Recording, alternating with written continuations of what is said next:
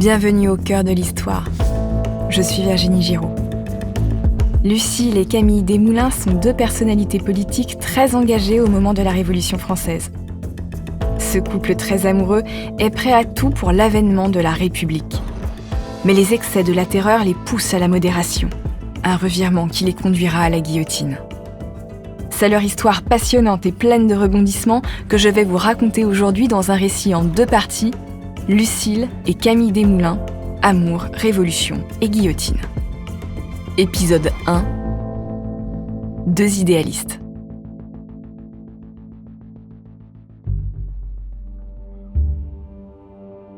Nous sommes à Paris le 31 mars 1794, dans un appartement situé aux 2 places du Théâtre Français, l'actuelle place de l'Odéon à Paris.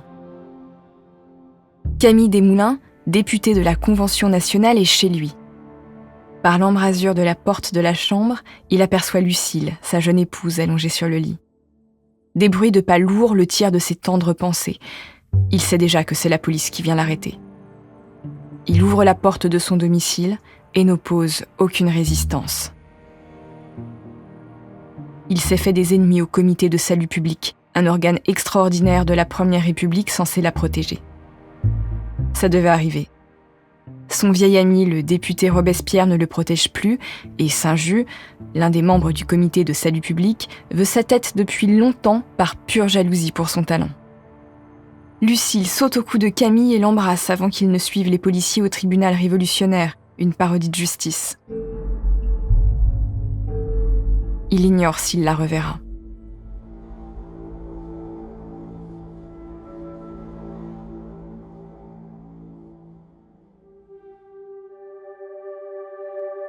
Camille et Lucile sont tous les deux des enfants de la bourgeoisie du XVIIIe siècle, passionnés et rêvant d'un monde nouveau inspiré par les récits de l'Antiquité qui abreuvent leur enfance.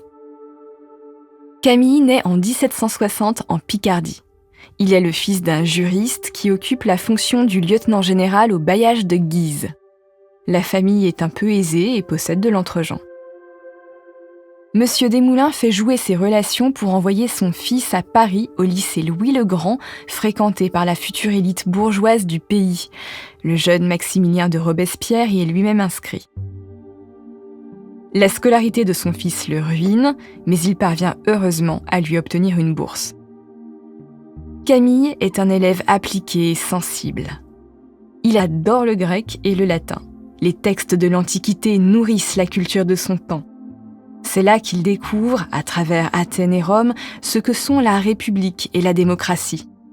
Il se passionne pour les livres de l'orateur romain Cicéron, avocat de génie contemporain de Jules César. Il annote ses œuvres complètes. Il s'agace en découvrant qu'un homme politique du nom de Verrès abuse de son pouvoir et dans la marge, à côté de la plaidoirie de Cicéron, il écrit « Quel grand coquin que ce Verrès !»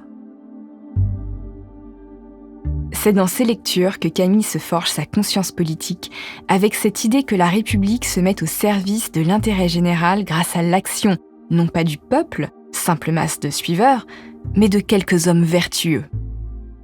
Il affine sans doute sa vision de la République dans une loge maçonnique qu'il aurait intégrée très jeune. Lucile Duplessis est quant à elle issue de la haute bourgeoisie parisienne. Elle est née en 1770, elle a 10 ans de moins que Camille. Son père est premier commis du contrôle général des finances. Elle reçoit une bonne éducation à domicile où se succèdent les maîtres spécialistes de disciplines variées, allant du latin au piano. Lucile adore lire les romans à la mode, des romances pastorales inspirées de l'auteur romain Virgile. Dès l'adolescence, elle se met à écrire des contes pour enfants dans un style naïf. Elle réfléchit aussi à la place des femmes dans le monde et développe très jeune des idées modernes. Elle voit le mariage comme une tyrannie et la condition féminine comme un esclavage. Ce vocabulaire, elle l'emprunte aux journalistes et aux philosophes qui parlent de politique.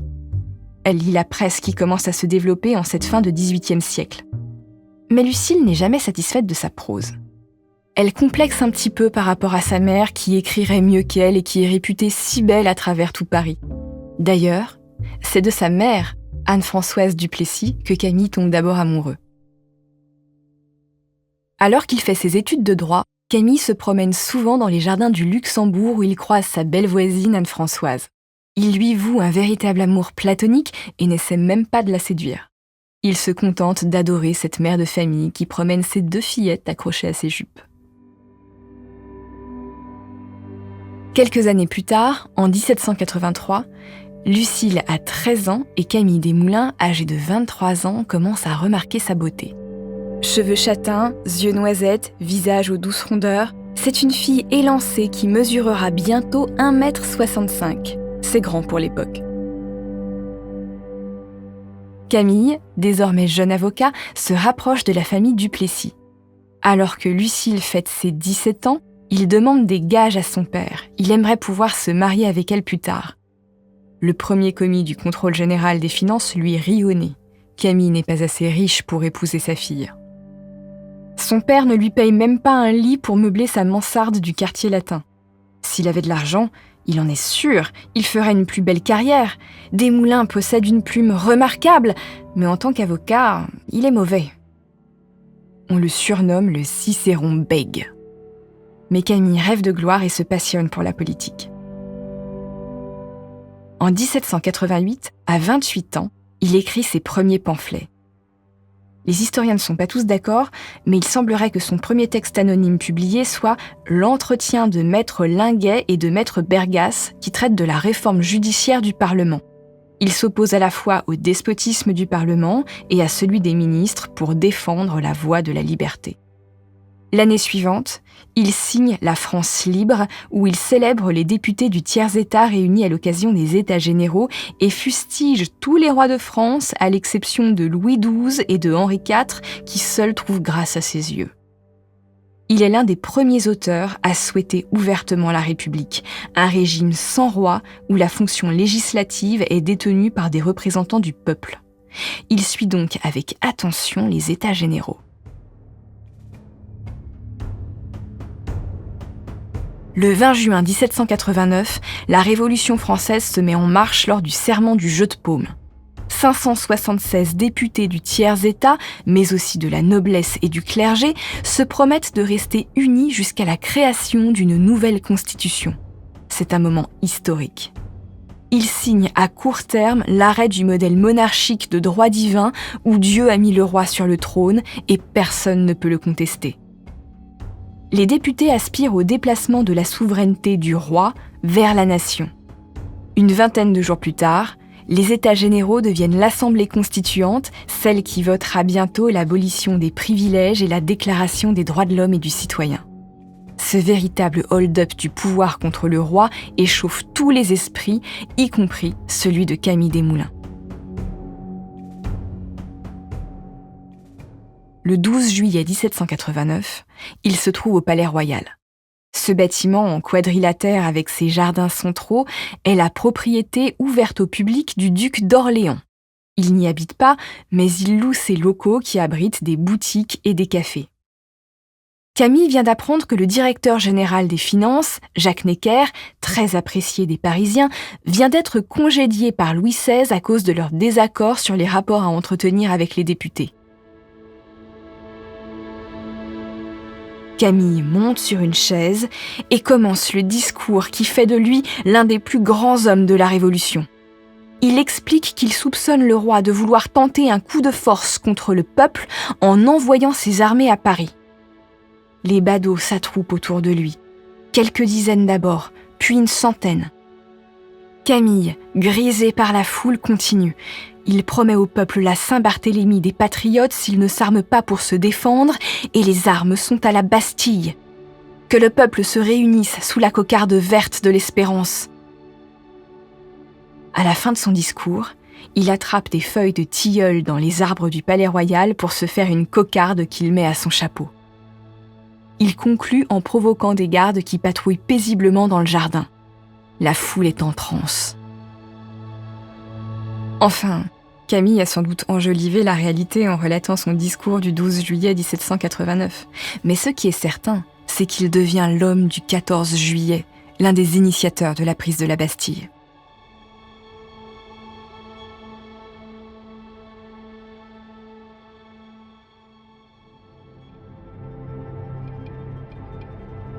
Le petit avocat Desmoulins devient Camille pour les révolutionnaires. On ne l'appelle pas par son prénom pour souligner sa jeunesse, mais pour rappeler le général de la Rome antique, Camille, celui qui a sauvé Rome des envahisseurs gaulois. 2 jours après son discours, le 14 juillet, les révolutionnaires prennent la Bastille. Cette même année 1789, Camille lance son propre journal, Les Révolutions de France et de Brabant, composé de longs textes engagés très littéraires. Il s'impose dans le paysage politique comme un journaliste d'opinion à la plume incisive, toujours prêt à égratigner la royauté et le clergé. Il y dénonce le complot aristocratique, une vieille lune selon laquelle l'aristocratie voudrait massacrer le peuple pour conserver le pouvoir. Son journal lui permet de gagner sa vie et de se faire un nom. Monsieur Duplessis finit par reconsidérer sa demande en mariage et 3 ans après avoir exprimé son souhait, il épouse Lucile. Camille convole avec sa dulcinée en décembre 1790 à l'église Saint-Sulpice. Leur contrat de mariage, signé chez le notaire, montre que Camille est bien moins riche que sa femme. Il apporte 8 000 livres au ménage et elle, 112 000. Mais Camille a 14 témoins prestigieux autour de lui, parmi lesquels se trouve Pétion, le futur maire de Paris, le pilier du club des Cordeliers Danton et le député Robespierre. Le couple s'installe place du Théâtre Français près du quartier latin. Lucile partage les combats politiques de son époux, elle lit la presse et assiste au débat de l'Assemblée, dans les gradins bien sûr.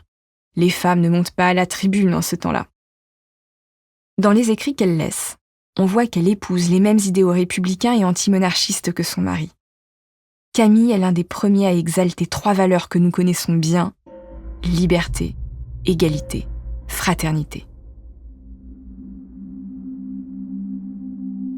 Mais un nouvel événement inattendu va de nouveau bouleverser les rapports politiques entre le roi et les députés.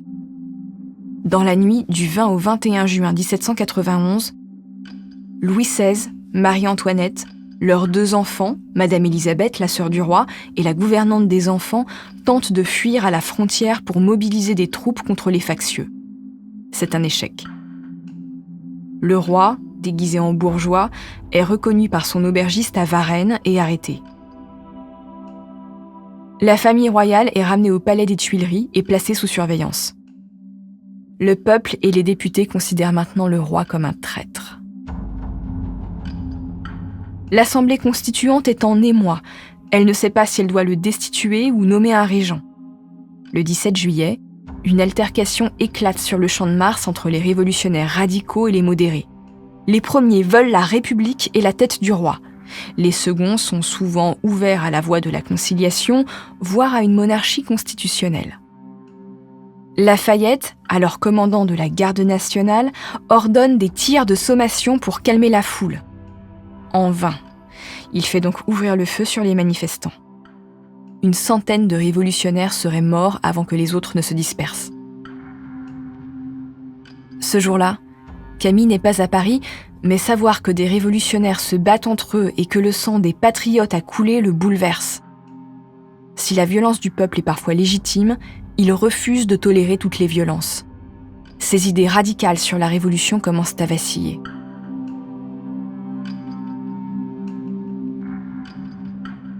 Pour découvrir la suite de ce récit en 2 parties consacrées à Camille et Lucile Desmoulins, rendez-vous sur votre plateforme de podcast préférée.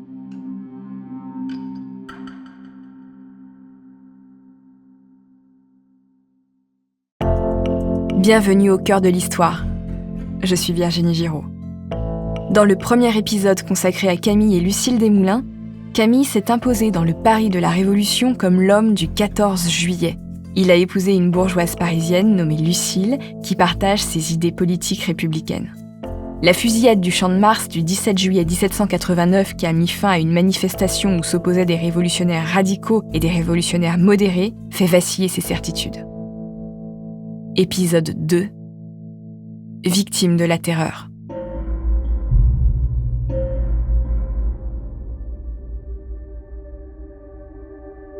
Nous sommes à Paris à l'automne 1791. Le club des Jacobins, ou la Société des Amis de la Constitution, est en effervescence à cause de désaccords politiques. Le club s'est donné pour mission de travailler sur les textes de loi et sur une constitution avant d'en débattre à l'Assemblée. Malgré sa fuite à Varennes, le roi a été rétabli dans ses fonctions et cette décision divise le club. Les jacobins les plus modérés le quittent pour fonder le club des Feuillants. Les plus hostiles au roi, comme Robespierre, Danton, Pétion et Desmoulins, y restent. En février 1792, Camille décide de s'attaquer aux ennemis de la Révolution, enfin, ceux qu'il considère comme tels, les Girondins, et l'un de leurs leaders, le député Brissot.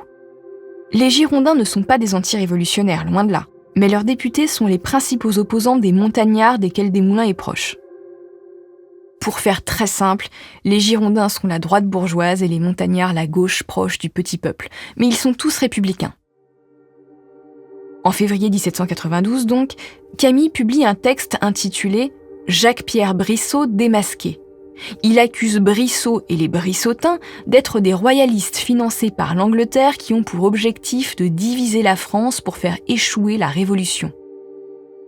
En retour, les Girondins accusent Robespierre, Danton et tout leur soutien d'être des royalistes qui veulent mettre le duc d'Orléans sur le trône à la place de Louis XVI. Celui qu'on surnomme alors Philippe Égalité est un prince du sang, député de la noblesse aux États généraux, que certains verraient bien à la tête du pays. Ce pamphlet accusant Brissot de royalisme signé par Camille aboutit à un drame. La chute des Girondins qui se soldera par l'arrestation, la condamnation par le tribunal révolutionnaire et la décapitation de 29 députés parmi lesquels Brissot. Il semblerait que Camille éprouve des regrets.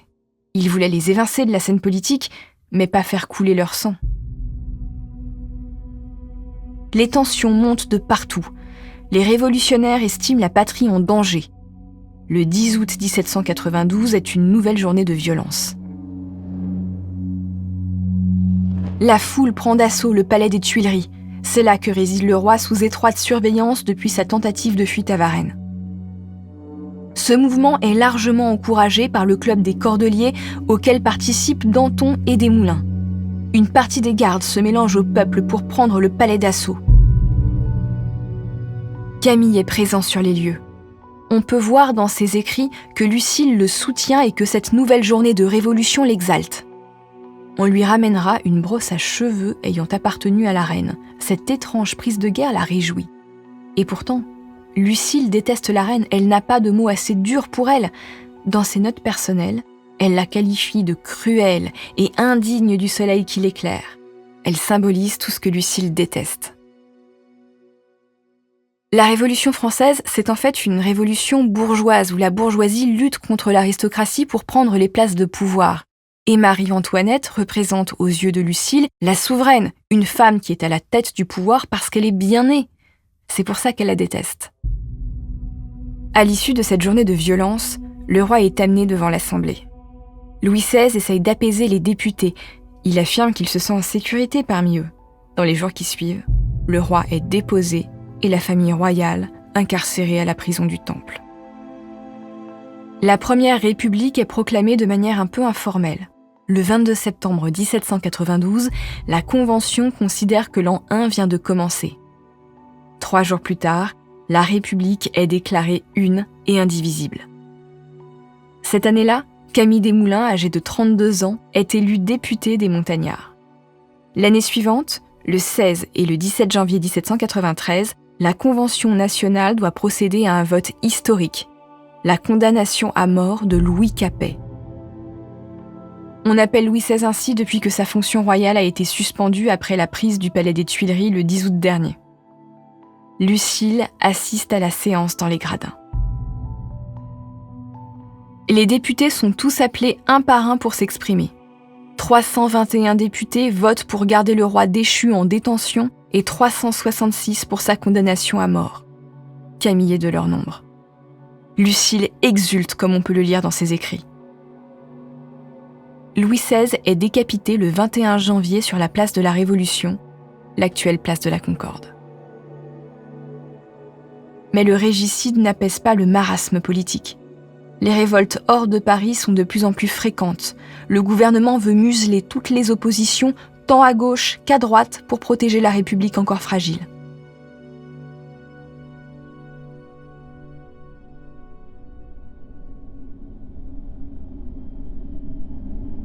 La Convention donne naissance à un nouvel organe, le Comité de salut public, qui a pour mission de prendre toutes les décisions nécessaires pour protéger l'État de dangers intérieurs et extérieurs.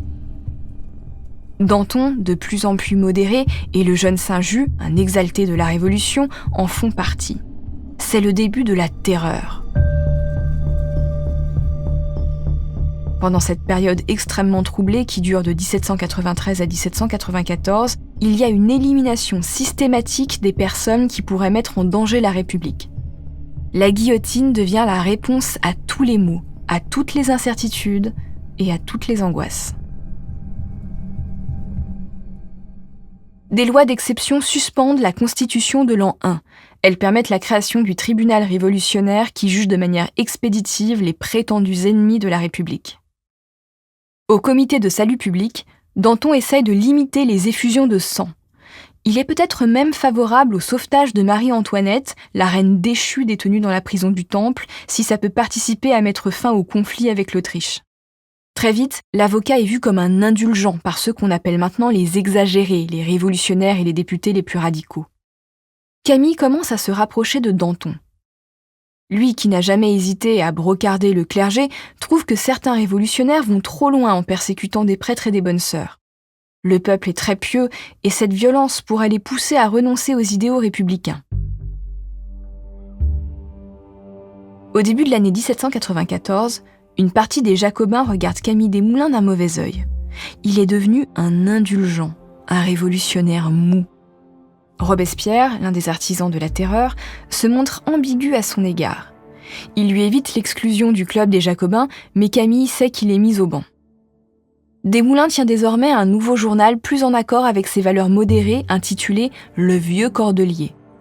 Ce journal est l'antithèse du journal de Jacques-René Hébert, le rédacteur en chef du Père Duchesne, beaucoup plus radical. Dans Le Vieux Cordelier, Camille s'attache à faire passer ses idées sur l'intérêt public et une forme d'indulgence. Sans doute dégoûté par les excès de la terreur et toutes les têtes qui tombent, il ose s'en prendre dans un de ses articles à son vieux camarade de lycée, Robespierre, qui est alors intouchable. Nous sommes au moment où l'entente entre Robespierre, Danton et Desmoulins se fissure. Leurs opinions politiques commencent à diverger. Le mandat de Danton au Comité de salut public est terminé. Robespierre, qui y siège désormais, est loin de mener une politique aussi modérée que son prédécesseur. Il est prêt à tout pour protéger la République, et tant pis s'il faut sacrifier une partie du peuple. Le 31 mars 1794, 2 groupes de policiers sont envoyés, l'un chez Danton, l'autre chez Desmoulins pour les arrêter. En entendant les pas lourds de la police dans les escaliers, Camille comprend tout de suite ce qu'il se passe. Il ouvre lui-même la porte aux hommes en armes, et après un dernier baiser à Lucile, il les suit.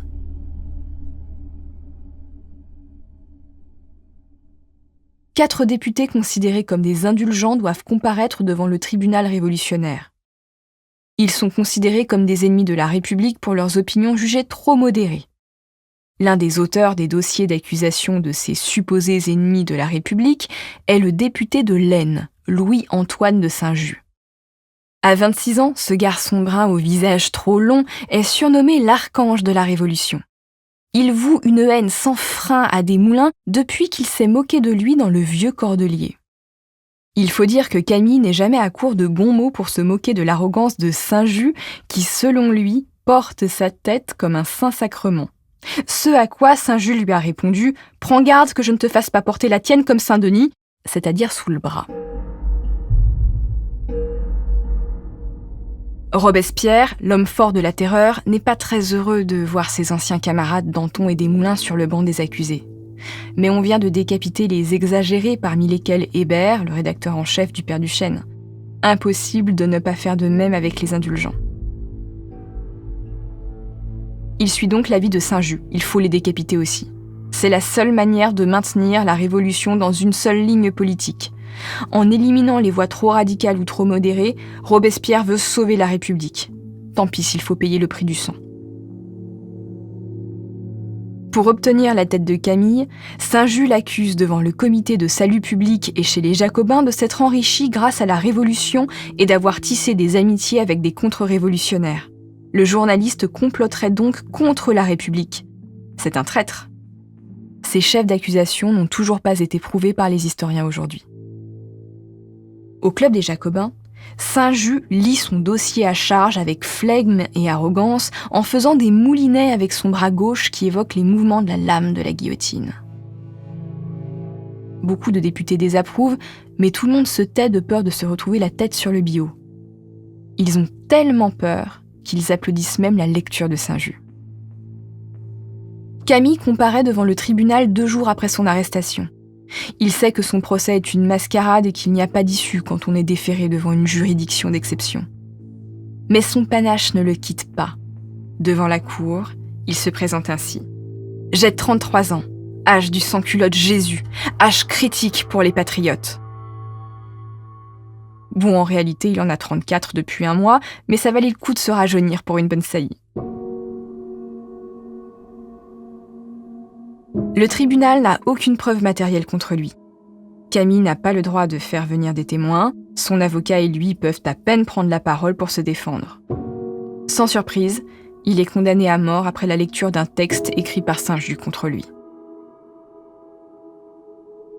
De retour dans sa cellule, Camille sait qu'il lui reste quelques heures à vivre, alors il fait ce qu'il fait de mieux. Il écrit. Il note des mots d'amour pour sa femme, sa croyance en un Dieu de miséricorde et sa certitude qu'il s'est battu pour une noble cause, même si elle a été vaine.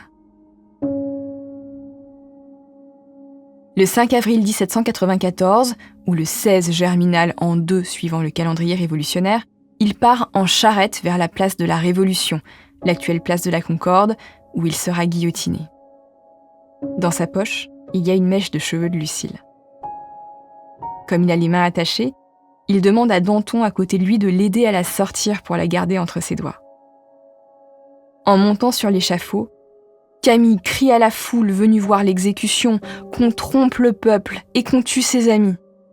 C'est son dernier bon mot avant que sa tête ne tombe dans le panier du bourreau.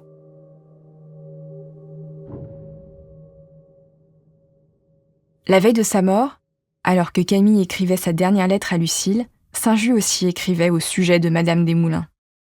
L'archange de la Révolution la tient pour responsable d'une conjuration, le complot des prisons destiné à faire libérer son mari. Elle est probablement arrêtée le jour de l'exécution de Camille. En prison, elle retrouve Madame Hébert, l'épouse du fondateur du Père Duchesne, le journal opposé à celui de Camille. Son mari aussi a été décapité et elle sait que le même sort l'attend. Elle n'a aucune sympathie pour Lucile, mais selon elle, elle ne sera pas condamnée. C'est vrai qu'il n'y a aucune preuve contre un crime de Lucile. Le procès de Madame Desmoulins s'ouvre le 10 avril, 5 jours après la mort de son mari. Sa mère écrit à Robespierre dans l'espoir d'obtenir la grâce de sa fille. Il était son témoin de mariage, mais Robespierre ne fait rien. Devant le tribunal, on accuse Lucile d'avoir voulu rétablir le fils de Louis XVI sur le trône. Choquée par tant de mauvaise foi, elle n'essaye même pas de se défendre. Sa condamnation est prononcée et elle sort soudain de son silence pour s'écrier qu'elle va revoir son Camille. Le 13 avril 1794, elle est conduite à l'échafaud en charrette avec d'autres condamnés. Le bourreau lâche la corde qui retient la lame et celle-ci glisse avec un bruit sec jusqu'à la nuque de Lucile. Elle avait 24 ans.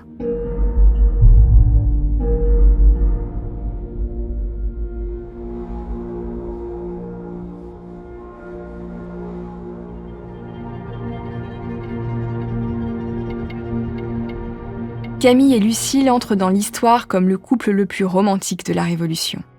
Ils sont réhabilités dès la fin de la Terreur en 1795. Lucile est considérée comme l'une des égéries des montagnards et donc une véritable actrice politique de son temps. Camille, quant à lui, est devenue l'archétype du parfait révolutionnaire républicain sous la Troisième République.